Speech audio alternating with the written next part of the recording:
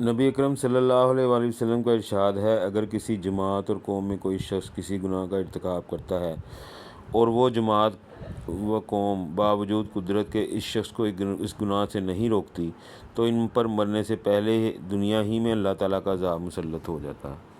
میرے مخلص بزرگوں، ترقی اسلام و مسلمین کے خواہش مند دوستوں، یہ ہیں مسلمانوں کی تباہی کے اسباب اور روز افزوں بربادی کی وجوہ۔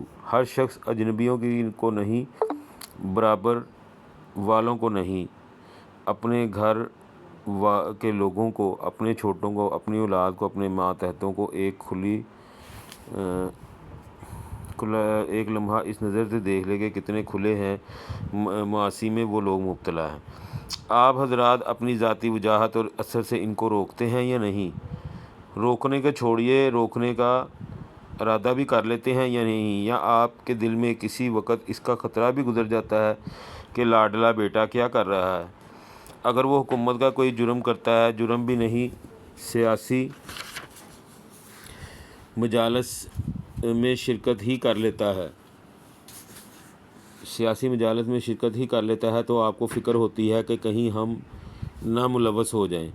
اس کو تنبیہ کی جاتی ہے اور اپنی صفائی اور تبرع کی تدبیریں اختیار کی جاتی ہیں، مگر کہیں احکم الحاکمین کے مجرم کے ساتھ بھی وہی برتاؤ کیا جاتا ہے جو معمولی حاکم عارضی کے مجرم کے ساتھ کیا جاتا ہے۔ آپ خود جانتے ہیں کہ پیارا بیٹا شطرنج کا شوقین ہے، تاش سے دل بہلاتا ہے، نماز کئی وقت کی اڑا دیتا ہے، مگر افسوس کہ آپ کے منہ سے کبھی حرف غلط کی طرح یہ بھی نکلتا ہے کہ کیا کر رہے ہو؟ یہ مسلمانوں کے کام نہیں ہے، حالانکہ اس کے ساتھ کھانا پینا چھوڑ دینے کے بھی مامور تھے، جیسا کہ پہلے گزر چکا۔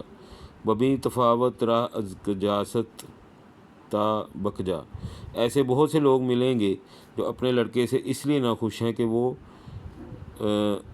آہدہ ہے، گھر پڑا رہتا ہے، ملازمت کی صحیح نہیں کرتا یا دکان کا کام تندہی سے نہیں کرتا، لیکن ایسے لوگ بہت کم ملیں گے جو لڑکے سے اس لیے ناراض ہوں کہ وہ جماعت کی پرواہ نہیں کرتا یا نماز قضا کر دیتا ہے۔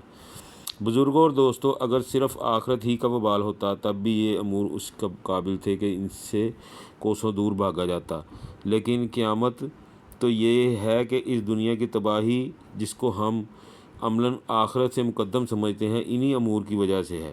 غور تو کیجئے، اس اندھے پن کی بھی کوئی حد ہے۔ حقیقی بات یہ ہے کہ ختم اللہ علی قلوبہم وعلی سمعہم وعلی ابصارہم غشاوہ کا پرتو ہے۔ حضور اقدس صلی اللہ علیہ وسلم سے یہ بھی نقل کیا گیا ہے کہ کلمہ توحید لا الہ الا اللہ کہنے والے کو ہمیشہ نفع دیتا ہے۔ لا الہ الا اللہ محمد رسول اللہ صلی اللہ علیہ وآلہ وسلم کہنے والے کو ہمیشہ نفع دیتا ہے اور اس سے عذاب و بلا کو دفع کرتا ہے جب تک کہ اس کے حقوق سے بے پرواہی اور استخفاف نہ کیا جاوے۔ صحابہ نے عرض کیا کہ اس کے حقوق سے بے پرواہی و استخفاف کیے جانے کا کیا مطلب ہے؟ آپ صلی اللہ علیہ وسلم نے ارشاد فرمایا کہ اللہ کی نافرمانیاں کھلے طور پر کی جائیں اور ان کو بند کرنے کی کوشش نہ کی جائے۔ اللہ تعالی ہمیں نیکی کا پیغام پھیلانے کی توفیق عطا فرمائے، آمین ثم آمین۔